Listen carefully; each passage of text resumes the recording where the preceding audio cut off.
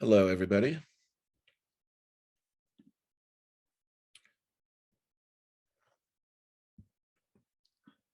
I'll say hello again. Hello. We were just talking about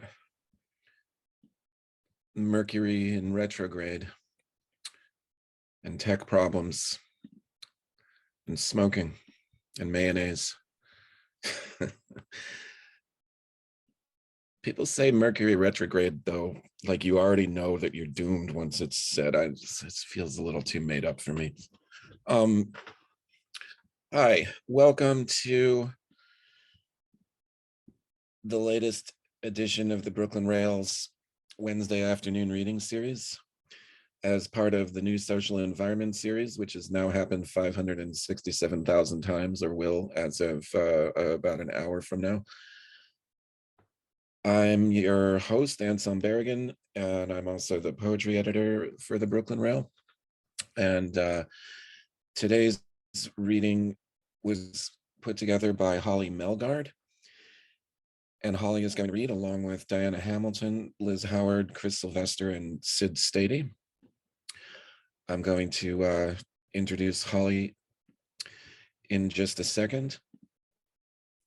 If you're coming to this series for the first time, please keep an eye out for information in the chat about the various works by the readers and links to their works and bios, and also some information about the rail itself.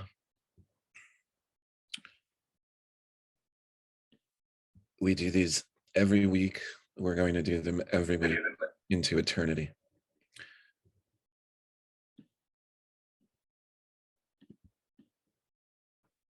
Now, it will help if I can get my desktop organized here.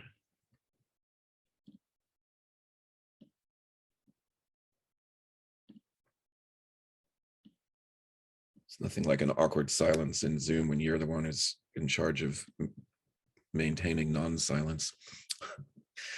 After a decade of self-publishing on the experimental publishing platform Troll Thread, which she co-founded and co-edits, Holly Melgard has just released Fetal Position, which was published by Roof Books, her first book with an outside publisher, and was recently named by Jackie S. as one of Artforum's best books of 2021. She is also the author of the Poems for Baby trilogy, The Making of the Americans, Black Friday, among other works. Selected poems and Inner Critic are forthcoming from Ugly Duckling Press and Kenning Editions, respectively. With a PhD in poetics from SUNY Buffalo, she currently lives in Brooklyn, designing books and teaching writing at various schools. Please welcome Holly. Thanks for having me. Thanks for inviting me to do this. Thanks everyone for being here. And thank you to the readers who are reading with me today. Chris, Liz, Sid, Diana, some poets who I truly admire. I selected these poets to read with me today because each of these poets is my friend and someone who I, at one point or another in my life, I've like shared a pack of cigarettes with over an impassioned heart to heart outside in the dark of night. So that's the system I use to curate this event. Most of them don't smoke now, but some still vape. I love them all equally. So I'm going to read to you from Fetal Position, which just came out. I'm going to specifically read an accelerated version of just one poem, Reproductive Labor, clipping through most of it to fit it into 10 minutes for our own amusement. And it starts with an epigraph from Antonio Gramsci's Prison Notebooks. It begins, "The crisis consists precisely in the fact that the old is dying and the new cannot be born."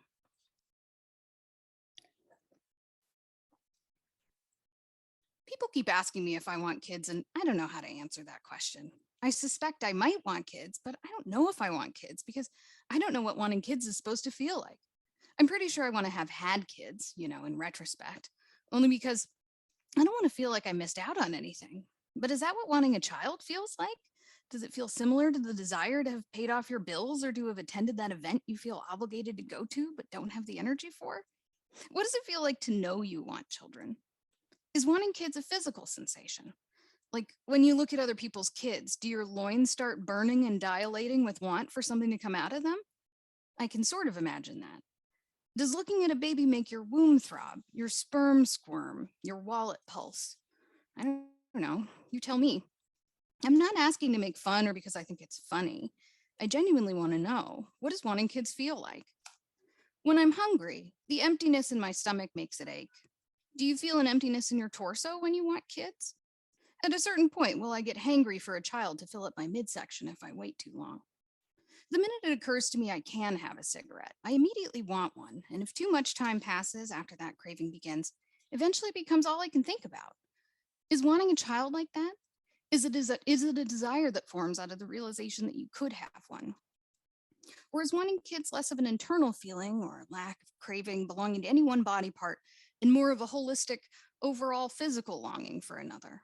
You know, like when you've been single for so long that all you can think about is who among your friends you can convince to spoon you without it getting weird. Is it a body loneliness thing, or does wanting a child feel like it does when I see a baby animal and all I want to do is hold it? I mean, the last thing I want to do is chores for helpless animals. Those creatures just look like food to me. But I would hold the shit out of any baby animal that would let me. I don't know if that's a baby thing so much as a cuddling thing. Baby animals make great hot water bottles by and large. I would spoon most full grown animals too, for that matter, provided they have fur and aren't too vicious or smelly. Well, actually, I would spoon an elephant or a hippo too, probably also an ostrich. So, yeah, most, if not all, animals I would probably spoon. But wanting to spoon that raccoon rummaging in the trash doesn't necessarily mean I'm prepared to care for it by, say, showing up for all its vaccination appointments. I mean, if I haven't managed to go to any dentist appointments in the last 5 years, how can I be trusted to follow through on vaccinations? I guess it's not totally my fault that I haven't been to the dentist. My insurance only pays for one cavity a year, but I have at least five, which doesn't bode well for my all or nothing perfectionism. I'm also pretty sure I'm only like 60% vaccinated for HPV, which gets to me. Is there a distinct feeling between wanting to have that raccoon in my arms and wanting to mother or parent the raccoon, is what I'm asking. What does wanting a kid feel like physically? Does it hurt? Does it burn? Does it sting? Does it ache? Is it just a coldness or an emptiness you wish to lessen? Or is it really a warmth and a fullness you wish to share? Does wanting children feel anything like preferring to work one job instead of the three I have? Is it part of an urge to simplify your life and consolidate options? I bet if I had a kid, daily decision making would become way easier. Do I want to stay out at this bar or go home? What city do I want to live in? Can I eat chips for dinner? I'll bet limiting my options would make these answers to these questions become far more obvious. Would having kids liberate my time like a set of productive constraints? Sometimes it feels like really good to cook a loved one a meal or do something nice for them, like knit them a scarf or draw them a card. Does wanting a kid feel like the desire to serve another? I don't mean that in a judgy way. I'm asking because it seems like there can be real pleasure in that. I would love for the act of cooking dinner to feel more like my pleasure than my burden. Chores in general, make them less painful, please, by all means. Living in the service of another sounds easier to me than living in the service of self. Is that how people come to want kids? The need for the object of their desire to be intelligibly, tangibly external from themselves? I can relate to that. I remember what strongly wanting things felt like when I was a child, but I don't think I'm very good at knowing how to want anything strongly as an adult. It's possible that's because most of the time, I don't feel like I'm much of an adult. I make negative income. Someone else owns my shelter. I'm scared and overstimulated most of the time. I have no assets, and I can't begin to imagine myself in the future. Statements that are just as true today as they were when I was a child. Do you have to strongly not identify with children to want one of your own? Because I don't know how not to feel infantilized by the conditions of my life. In what ways is wanting a child an extension of narcissism? I mean this in the healthiest sense of the word. Does it feel like the desire to look in the mirror and, fix your hair? Is that what it is? Or is the feeling of wanting children more like the feeling of wanting to create a world in which others admire you, fear and respect you? Like a superiority thing? Is that what it feels like? Because I would be down for that. I never not want that, to be honest. Although that is what Victor Frankenstein also wanted, and look how that turned out. What do you picture when you feel your desire for wanting children? All I can seem to picture is a split screen of two versions of me on my deathbed. On the left, I'm staring into the eyes of my grown child weeping over me as I lay dying. On the right, I'm just lying there watching the wallpaper peel with no one crying. I'm going to be pissed if no one cries when I die. Is wanting children similar to wanting to make people cry? That sounds kind of awful. Should I be leaning into that desire or leaning away from it? Does wanting a child feel similar to the want for simpler times, like a pastoral craving or return to innocence or nature? Most of the time, I wish I were camping. Is it like that? A real ignorance is bliss sort of vibe? Is that why people go for it? Or are child wanting people like, well, we've basically said all there is to say to each other, so let's just start from the beginning. Say mama. Can you say mama? Ma, try it. Or does wanting a kid feel like the opposite of the social drive? Is it the desire for social withdrawal? Does the knowledge of wanting a kid only come to you after noticing what a disappointment people ultimately become? And you're just like, fuck this, I'm out. Is it like, you people all suck, I'm gonna go make my own people now? Like at a certain point, you just have to make your own people because all the ones you didn't make are just too obnoxiously not your own. I don't mean this passive aggressively. I mean it honestly. My friends with kids hang out less, but I can also see why. The human race is a real fucking disappointment, you know? I mean, humans made global warming. We are trash. No wonder my friends are all withdrawing into their own DIY family worlds. I'd love to build any alternative world to this one at this point, kids or no kids. Is wanting kids a world building thing or a world ending thing?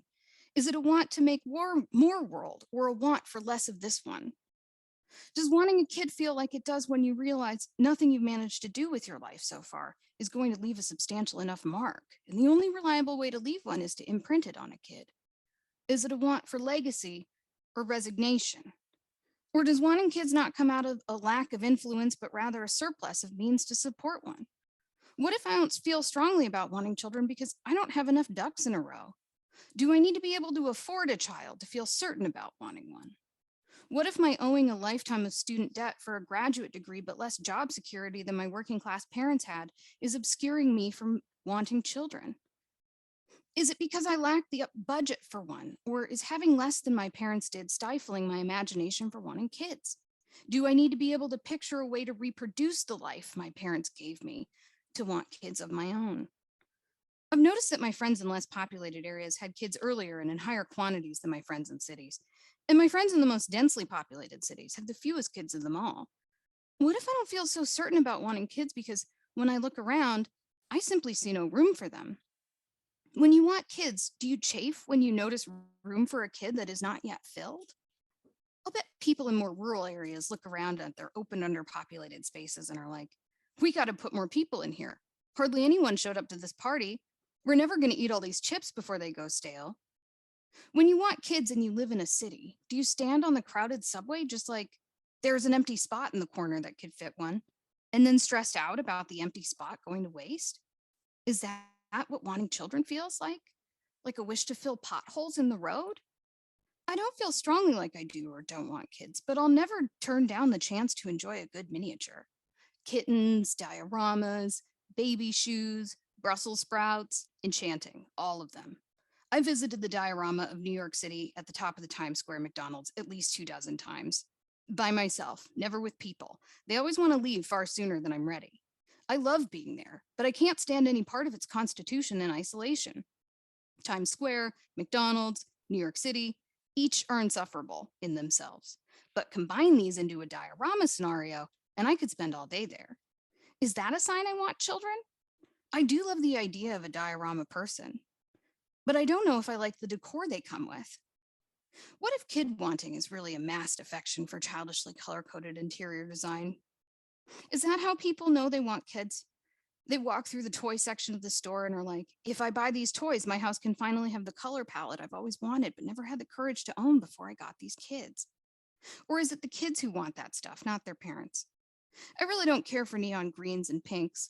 If I like those colors, would I want kids more definitely? Does wanting kids feel like a want to surround yourself with certain colors? I know that feeling.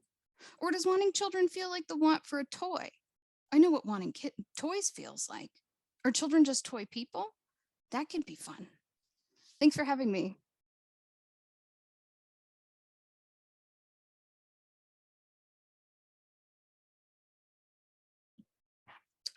Thanks, Holly.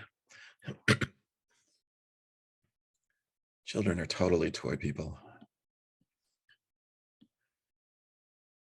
Our next reader will be Chris Sylvester, who alongside Holly and Joey Yaros Algazin has managed and maintained TrollThread, a Tumblr-based platform for experimental text and internet-based work since 2011. Aside from the 18 books published on TrollThread, he is also the author of a book about fantasy, poems about intern and Phil the Intern, and My Mom, My Dad, and Me, as well as Gain of Function. These are all published in the last 5 years or so.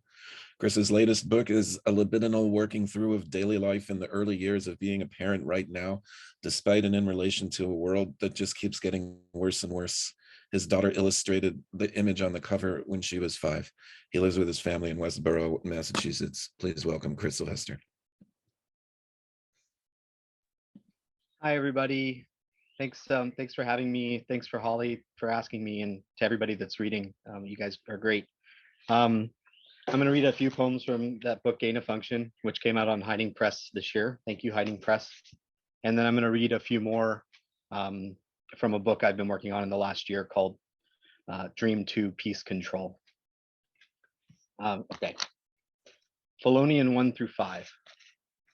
Chris of hard counsel, Chris the bald or the fat, twisted into mire, then hanged altogether, 30 of them, long faithful to the memory of their cousinship. Interior, cursed wood, as much as seek for, so much as seek, page 19. Come to my aid that I might not play the poltroon, and thereby bring shame like I always do. Refer please to me and Gordon's goodly arrangement. Toys to God's food, outermost liturgical vestment. In the dream, Tobin is leaving. No matter how much I beg her stay, I spend the whole dream begging so that it's a dream of begging only. She's leaving. We are in a garden of broad leaves. Everything drips, is wet. She is on the phone and talking, and her voice says she's already left. It is very far away, the sound of it, I mean. Real toponymy. Resting among the trees, but not through the trees, the spirit of spring is gone to visit his flower. The spirit of the lake or the water rests in his place. Very rare for her to swim in her lake. Her shell rests there as well, but is never to be found again, not ever. She looks beautiful, but she needs her water crown. I am going to give her one. She's made a better barone. It is hot or it is cold. That's where her servants are. Lack of density, very unequal distribution, profound differences between systems of settlements, militating against too wide a dispersal, living cheek to jowl, a great devourer of space, tilled fields, incompletely plowed, inadequately manured, crops neither very heavy nor very dense, never covering the whole area of cultivation, the fallow and the planted following irregularly one another, representing at most a provisional and short-lived conquest of the wasteland, tends constantly to regain dominance. Beyond them, enveloping them, thrust into spread of forest, scrub and dunes, immense wilderness, seldom entirely uninhabited, though whoever should dwell there, charcoal burner, shepherd, hermit, highwayman, does so at cost, long and permanent separation from fellow persons, company only of vileness and some omens. Prebend, oh prebend, grant me your roof and grant me a bed, place at your table, some meager but actual name for outermost chasuble, to endure separateness from all human, where your servants are, that I may also. Poem Baby. I am baby in the background, in the garden, 1870, mere smudge with dark spots painted on it. No tune for me but counter song and stilting, in thriving, everywhere pits of actual self-hunger, which decomp could recall. This morning Christmas tree made feebler, or the arbor of accidents pleasantly, to frame the gaps of four-eyed melody, nothing at all in common with to have and therefore open to tender, not be baby.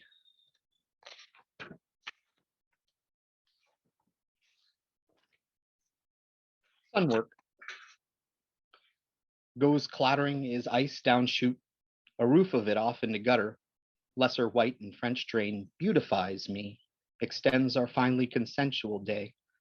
The suitor, his men stared in horror and whips, were changed into stones. Cloud advanced, crowded its edges, refused to assemble save for sheaves brought in, common bewilderments. Snow clump, attending jets, hot mist, ribbed, so clatter still, nothing to bristle, bland motion with water spills out. Leaf hammock, tube mount, I put my hands to it and I break it. Fresh paternal accident. And where it was, bird won't cross there anymore.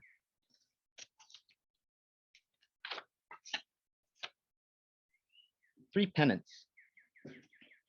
Flowers turned from forums, there are no flowers there. Detestable, unheard of, departed from all priors, so number them. Big balloons one, later vile custom, a trifling gift or summary bath, a slap. What's feet but simple convenience, just not ours. Would you get it for me? Would you mind? It's on the floor. Compurgated by thy hands, pressed hard together so that the skin at their edges pales, then reddens, then pales again, oppose surely, feeling its own caress, stands surety for thee, of the same kin and thus species, pox, as they say globally, no experience of enjoyment of body. So wrench at my sources, like sweet Chris had a bird, sweetie, little green bird, left in a garage by his parents and hence frozen come morning, bent out from its shape there toward fade, dullardry, exacted of men and stomachs, assuming it will not go easy for them, despite increases of skin, are welcome company. Snow out there in theory, purely theoretical, says Joey. The paper whites smell awful, faintly protein somehow, also sterile with days for them to bloom, tending or listing right on the sill as if shy of light. Snow vaguely back of them, days for me to notice how they smell so bad. Arriving as a gift, Louise's birthday, her best friend gave them to her. Mostly when they play, they are separate. Bulb in a little vase with the stalk greenly sticking out of it, white flowers on top, and now the rasp and hitch of the roof rake. Dull thump does follow, comes back. The law. No crime because the world is a cloud. Suffer as ever the stringfish or king crab to appear. When every kind of animal must be some kind of animal, Louise's law, and live together, abide or stay together, whelping, her nature hairy and alive, though apart must go, must again, seems at least reasonable, given that gas burns.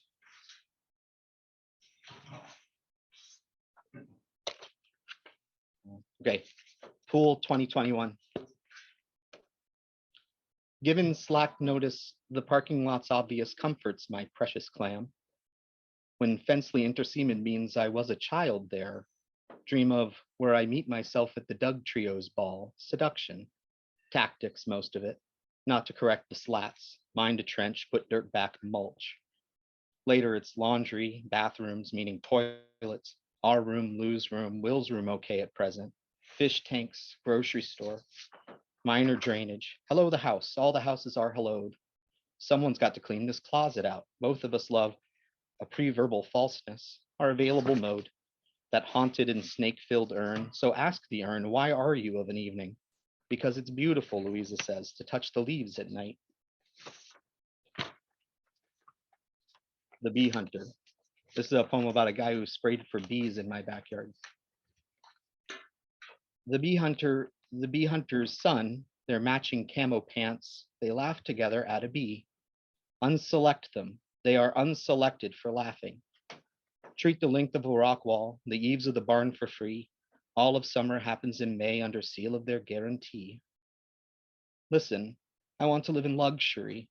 Let's be the king and the queen of luxury. Nobody likes baby.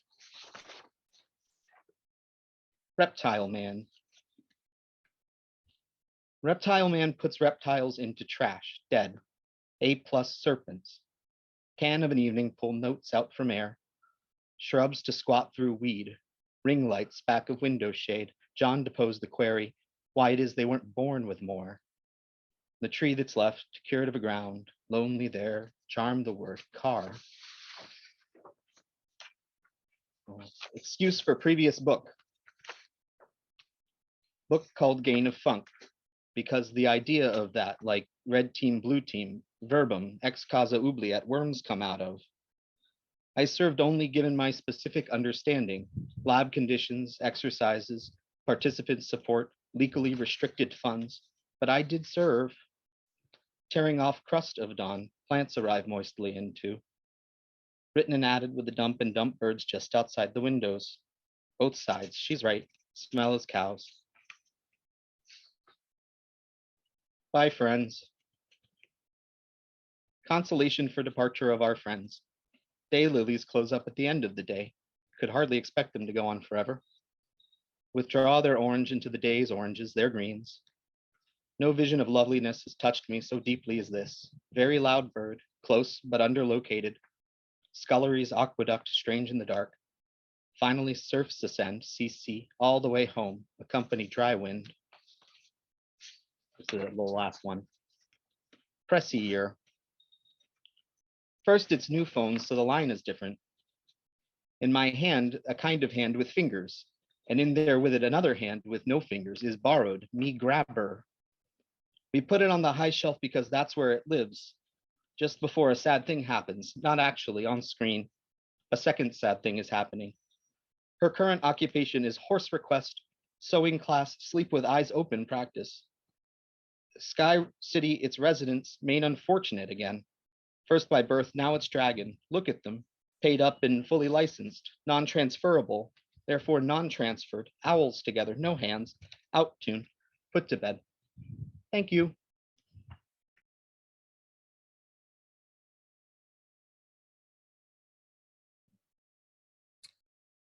Thanks, Chris.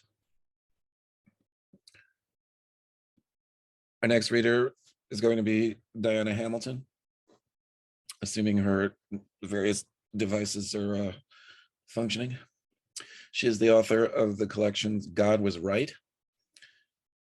from Ugly Duckling in 2018, The Awful Truth, and Okay, Okay, as well as 4 chapbooks, including Universe and Breakup, the latter of which was published by Troll Thread. In a review of Universe, Ryo Yamaguchi says the theatrics of speech develop over time through this interweaving of different lines of thought, through pauses, non sequiturs, and interruptions. In this way, odd little things start to filter through and eventually accrete. The effect of all of this is a fascinating enactment of the tensions between rationality and fervor. Please welcome Diana Hamilton. Thank you, Anselm and Holly and everyone. And I hope that I'm audible. I'm using a combination of hotspots here, so we'll do our best. Worlds per year. A song should be useful for both dancing and crying. See them gaily gad about. In Pandora's Box, Summer says that promises were made to be broken. That's all that I ever learned from loving you. A student is someone who finds a way to learn despite conspiracy to make learning unlikely. Earlier refrains promise less change. I'll like you for always, as long as I'm living, my baby you'll be. A terrifying hex written to generate permanent children. The night watch saves the city from its dragon. A teacher is someone who finds a way to insist on other people learning, even when they fail to teach. The panic of church stopped when she sang, and he will raise you up on eagle's wings. It's possible to put more feeling into the arrangement of discs on a pre-dinner table than one typically puts into prayer. The hard part is clearing the books. On the table, there sits a rose. In a second grade journal, she asked her teacher if the mouse with the motorcycle was polyphasic, but received no reply. Maybe writers shouldn't instruct. But school tends to be where people first start trying to tell someone else about their life, even though it's the worst place for the telling. One Girl Scout was the first to ever fall from the ropes course. This followed mastery of instructions to tickle, as outlined in Big Bird Says. In college poems, she wrote of her never jam today friends, by which she meant 1985 Carol Channing morphing into a sheep at the end of a song for Alice. Better to be permanent students, or neither, to instead join other people, only some of whom write, in something more urgent than school. Centaurs meant a lot to her. At first, she liked their bare torsos on book covers, creeping out teachers. That year, fertilizer made her roses turn blue on the trellis. I guess the hues they absorb affect the hues they put out. Later, they became prompts for a bad sonnet. Which half of man is the more manly half? She still liked the I am then. Oh, you took me to the very top, and then I took a bad and long, long drop. The bridge to Terabithia was banned in part for its elaborate fantasy world that, quote, might lead to confusion. If you go into the woods today, you better not go without your best friend who is drunk with color and form and hues, his first time seeing art, or you'll die in the very land you created and ruled. It was not banned for promoting heterosexuality. Professors are like, this isn't a personal essay class. Why are you telling me about your cancer? Or this is a personal essay class. Could you try to be a little more traumatized? Or we don't live in romanticism. Why do you appear in your own poem? Replace yourself with an experiment. In art, a ladder is sometimes masked as institutional critique, the desire to reach heaven. 10, she wrote a romantic thriller where a boy whispers, you broke my heart, I broke your leg. Later, she wanted to co-write with her ex's ex a book called What He Didn't Tell Us, where he wouldn't be the man who left one for the other and vice versa, but their teachers who built an imagined history of poetry fixated on experimental writing, poems that avoided their author's subjectivity enough to disguise as a rejection of conservative form, their realer desire to hide that the self doing the writing kind of sucked. In A Wrinkle in Time, Mrs. Whatsit grows wings made of rainbows, of light upon water, and of something even worse, poetry. But Calvin isn't supposed to kneel. She hesitates to take a new name, despite hers being a question. This story required them to pretend that new narrative did not happen. In The Motion of Light on Water, Delaney describes coming to understand that he and his wife were raised into totally different cultures when he learns that her pants lack pockets. But she had been looking for consent, and no one needs permission to write about their life. He turned at first to science fiction with hope of avoiding the badness of reality. She experienced a pupil stage where it was still possible to find the presence of women alone auspicious, wasted years reading Robert Jordan. The Gunslinger followed.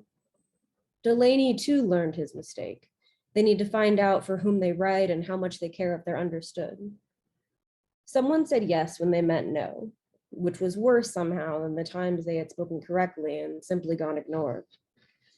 If they care a lot, they need to read a lot of things that are understandable and try to identify the principles of that intelligibility. She devoted a few years of her adult stage to the study of the late style of William Burroughs, of all the wife murderers. Everyone hot, to their knowledge, dealt with their childhood confusion with the help of elaborate fantasy worlds. And not grammar or style, but what gives the people you don't mind addressing access to what you're trying to tell them. Maybe even the not hot too. We're moving into the second half of the life that to date has no end. There is orange in the second column from the left of Hilma af Klint's altarpiece. They understood the pain of quiet, where sound had been expected. And I'm going to read two sonnets next, first called Sea Urchin and the second Rebuttal to Sea Urchin. Sea Urchin. Acquired tastes aren't fake if reacquired. I'm learning how the other sits, associating her with piano or cover art of mountains and some sky, whatever else that science wants to ruin or light up. I'm tying her to logic even, easily. See, Keats misjudged as mere and threat that touch of cold philosophy. For me, it charms by making formal jokes. The poets did confuse the temps. Malay's adjoining room may have a chill, but iciness invites a paramour, unlike a summer on the topmost floor. And Williams tries to spot the end of love at the edge of Greece's rose, its cold, precise, metallic leaf fucks space, but finds his own enlargement before art.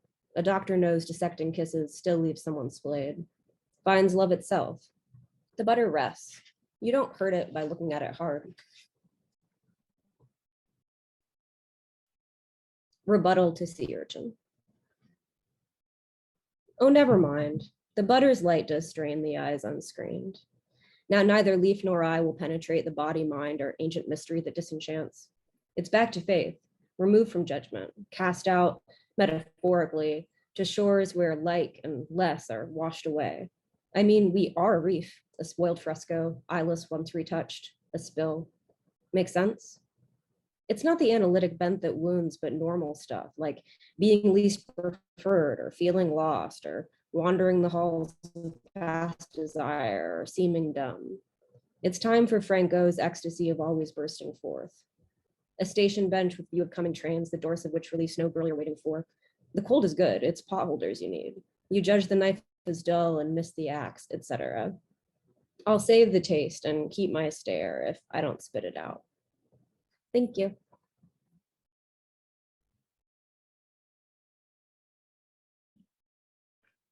Thanks, Diana. Our next reader is Sid Staiti. And I should add that Holly actually put these intros together. So anything that you hear that's interesting about in description of the work of the folks who are reading, that's all Holly. That's not me. I have no intelligence today. Sid Staiti is the author of Seldom Approaches, which is forthcoming from The Elephants, and The Undying Present, published by Krupskaya in 2015. Sid's also authored the chapbooks Between the Seas, In the Stitches, Verse Switch, and Stop Motion, and has been serving as the executive director of Small Press Traffic out in the Bay Area since 2019. Seldom Approaches is a collection of poems, transcribed readings, and prose writings spanning nearly a decade, presented asynchronously and interlaced with narrative passages, both abstract and autobiographical. A set of characters engage in a mission to destroy a building, a poem from the past. The narrator and writer intersect and part ways. The characters are extensions, fantasies. Time loops, events repeat. The narrator undergoes transitions. Alongside the life of the writer, the book is formed and unformed in a process of becoming. Please welcome Sid to the rail.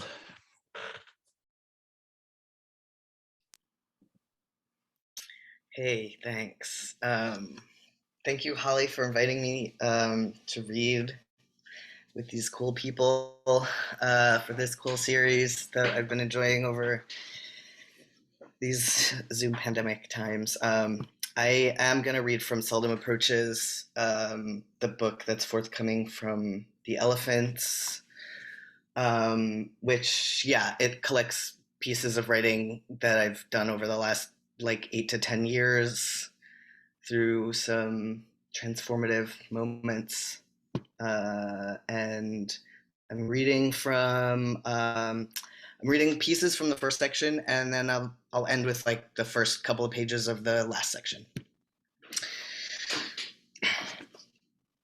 In the center of a bridge, I'm standing on the bridge, centered, looking one way and the other.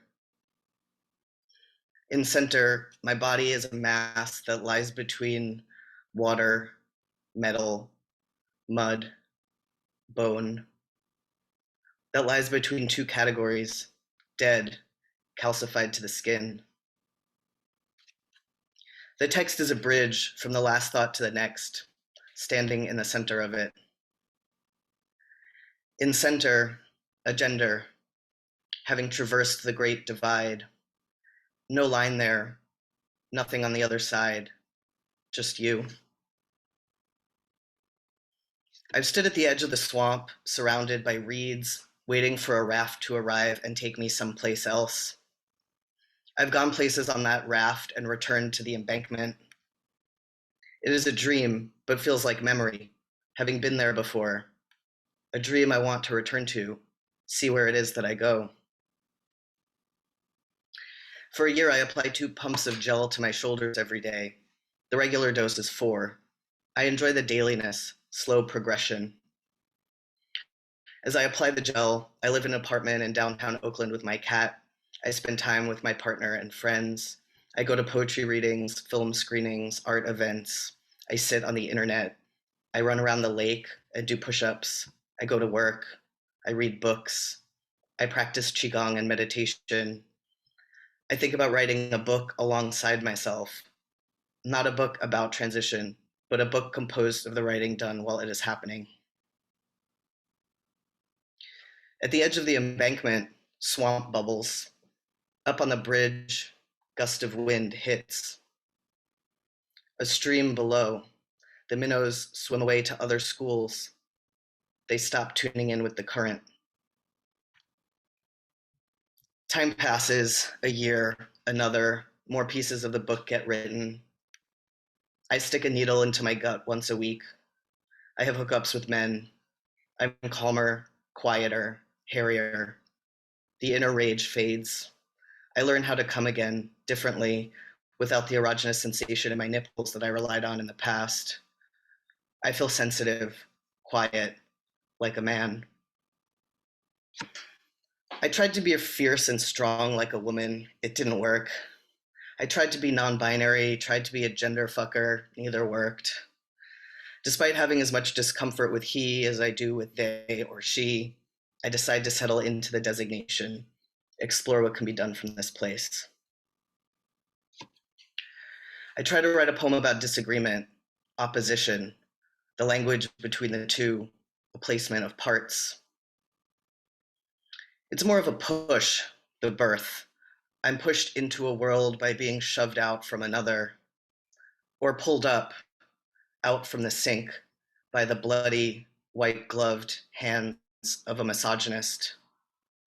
I slip out of his grasp and fall into a poem, bump an elbow on the way down, land with my foot stuck in the hospital bed railing. The book coming to lay down beside itself, splayed open, pages in the breeze, dry, brittle grassland, body of skin cells, crisp in winter chill. In the end, one person begins a process that the other was always going to start themselves, but doesn't. In the end, belongs to one, while the other holds a weight for having not done that. There was hair all over the chest, touched, hair on the belly and face. We knew we were alternate. Being together, we knew we would part ways also. Body and self, the space there between the two. In the space, not an exact pattern. There's a cave at the top of a cliff at the edge of an ocean. Meet me there. I've never been before, but I'm on my way now to meet you. Seldom is driving to get there. His phone guides him on an alternate route. He dutifully follows. Coast Guard training facility, the gate and insignia. He drives through a neighborhood with houses all alike in color and style, plain, pale, identical houses. The streets are empty of people. A blue pickup truck tails him through the neighborhood. At the end of the road, he turns right and the truck turns left. Now he's on a winding road lined by tall trees. The ocean is to his left. He can't see it, but he knows it's there. Another truck, white this time, with two white men inside. He keeps his eyes on the rearview mirror more than on the road in front of him. It feels like he's being followed. Half a mile later, another truck behind the white one. The white truck turns off. It's all coordinated. I've been marked. Bands of armed militias proliferating across the country. My phone's music app shifts to Journey and Shatidananda just as the paranoia heightens. Good stuff swirls through his ears, opening portals in the space of the car, but the bad stuff swims in too. He sees a turnout and swerves into it. Truck booms past.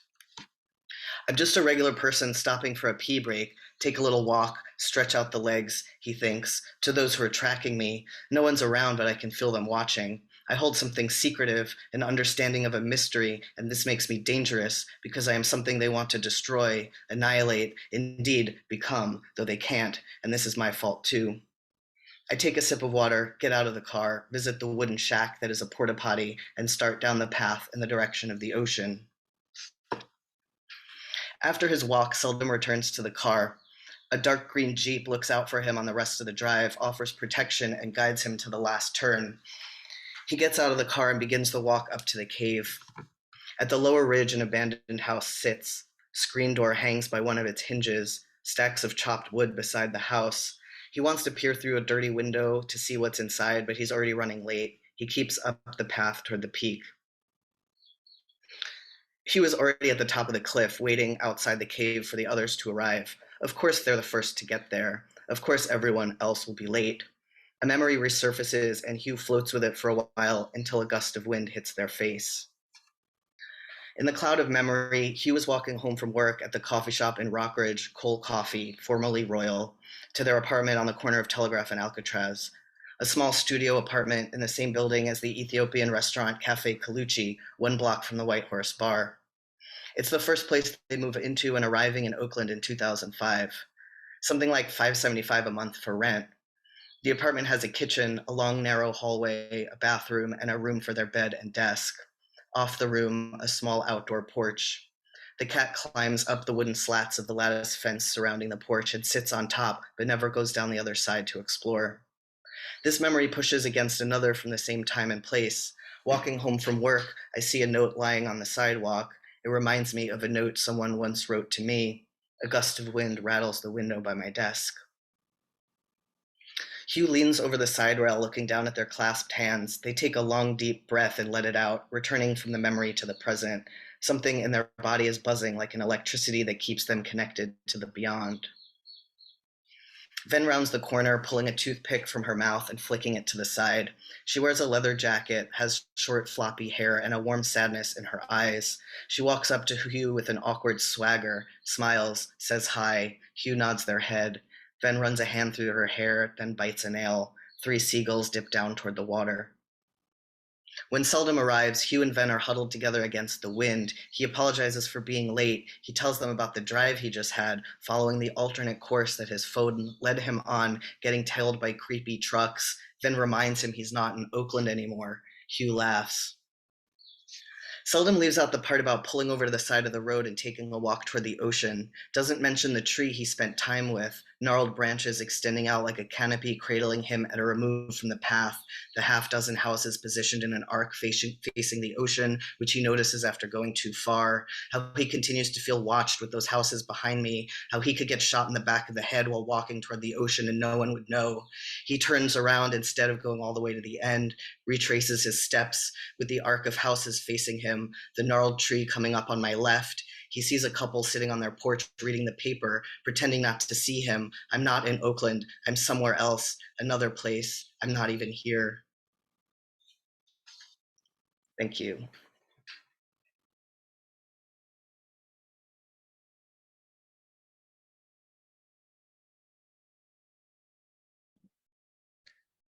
Thanks, Sid. Our final reader today is going to be Liz Howard.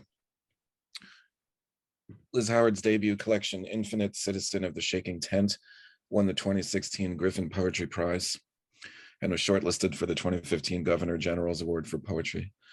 Her second collection, Letters in a Bruised Cosmos, was published by McClelland and Stewart in June 2021 and was also shortlisted for the Griffin Prize. At the core of Howard's Letters in a Bruised Cosmos is the danger and necessity of living with each other, asking who do we become after the worst has happened? Part autobiography, part philosophical puzzlement, part love song. The book is made up of everyday observation, family history, and personal tragedy, all of which are sublimated here in a propulsive verse that is relentlessly its own. Please welcome Liz Howard. Hello, thank you so much. And thank you, Holly, for inviting me to read. And it's been truly thrilling to hear Chris and Diana and Sid, as well as you, Holly. And it's an honor to be a guest in this series. I'm going to read 2 poems from my book, Letters in a Bruised Cosmos, the first and last poems. First poem, rather short. Second one, a longer sequence, but I promise to keep up a good pace. Probability cloud. The universe broadcasts its lifespan in radiant heat. I need to believe my account will outpace its ending. Technical oracle, a feed that repeats itself, a reckoning. What I felt was complete disorientation, but the night crossed out. Sky is more than a map to read into the end and origin of everything. There's a guilt that folds into me like humanity, a darkness in the signal. A mark science confides is evidence of another universe, the collision of an afterbirth. If I continue, can I hold the body beyond its contact traces of violation and intimacy? The palimpsest furniture of our specious present, a succession of excess. I am here, after all, for decadence and silence, See this decadence? A bloom beneath the skin of my invitation. Not truth, but surface, the hole in the sky.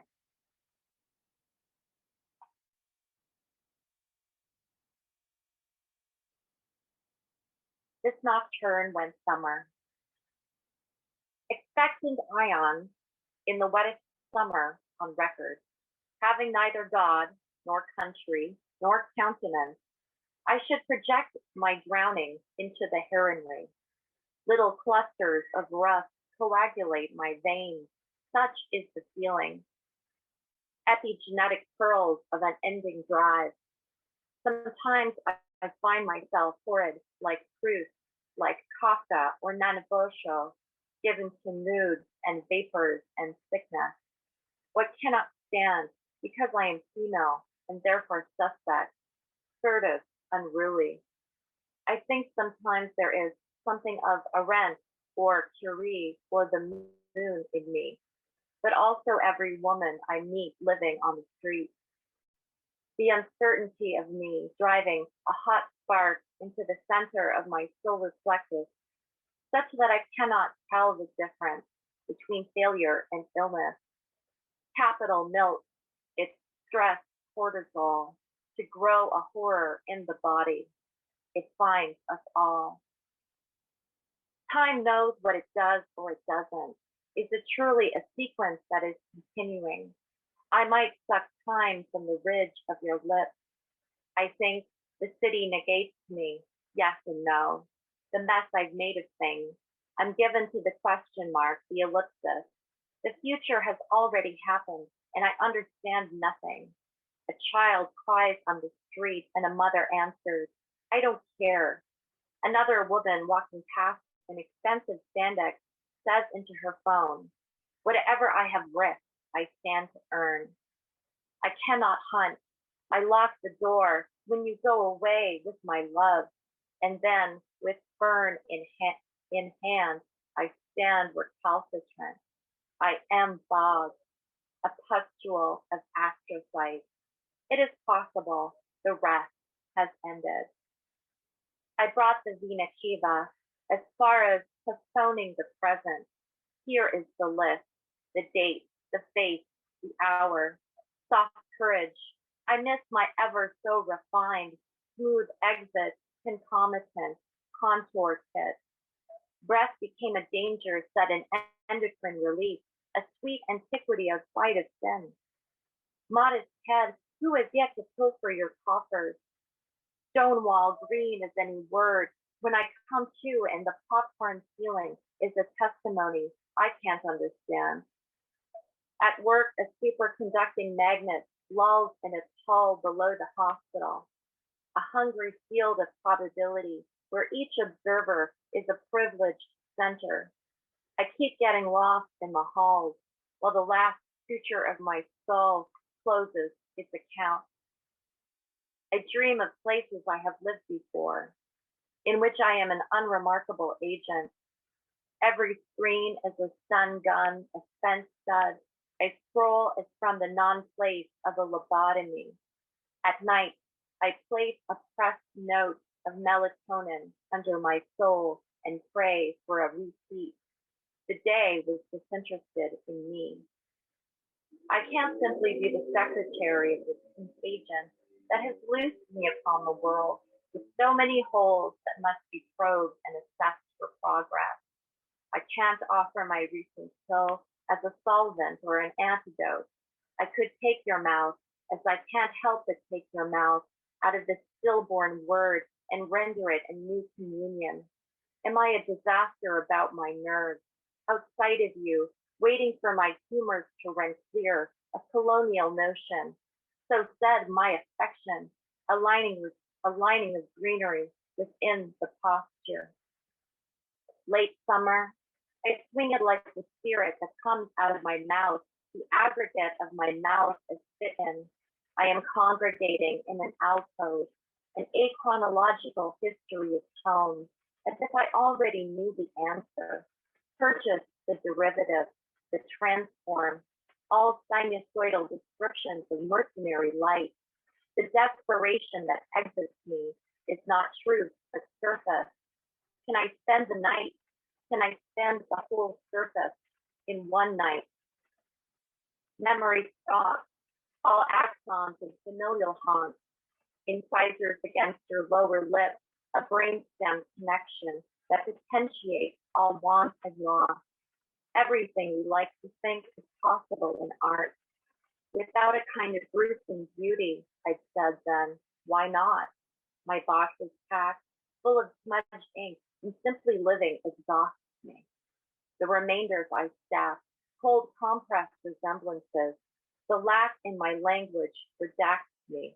The sprung brain of a creature under duress, a name I call myself. What is it that John Clare wrote?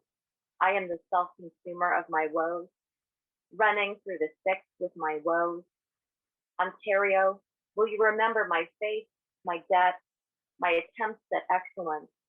As for the rest, who passed through me like silk, did you forget when I said that the best is yet?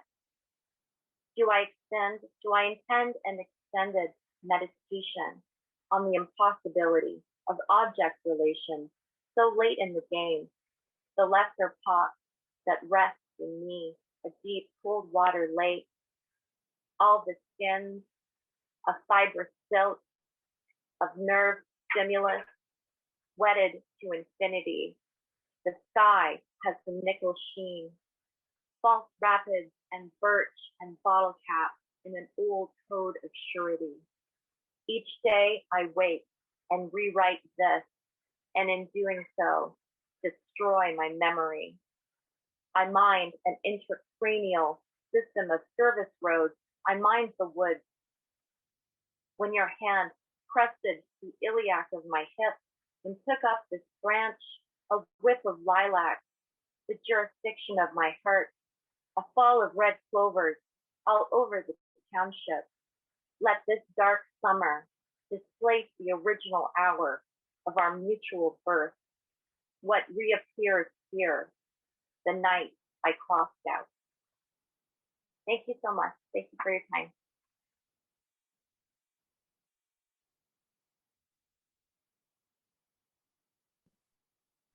Thanks so much, Liz. And thanks to all the readers. Thank you, Holly, and Chris and Diana and Sid. Thanks for putting this together, and for everybody, to everyone for being here. The reading's been recorded and will be up on the Rails webpage and YouTube page or YouTube channel or something like that before the week's over. So feel free to circulate it. And in coming weeks, Miriam Parzakar is going to curate the reading next week, and Tanaya and Nasser Frederick the week after that. So come in and check out those readings if you have the time. And otherwise, what do we do now? We, oh, right, everybody gets unmuted for life. And you get to say hi and bye at the same time. Thank you all for joining. Thanks for having us. Thank you everyone for coming. Thanks Liz and Sid and Diana and Chris for doing this with me, and Anselm and Nick and Carolyn. Thanks guys. Thank you. Thank you. Thank you. Bye, you all. everybody. Thank you all. Thank you. Pleasure. And happy Wednesday. Take care, everybody. A bientôt.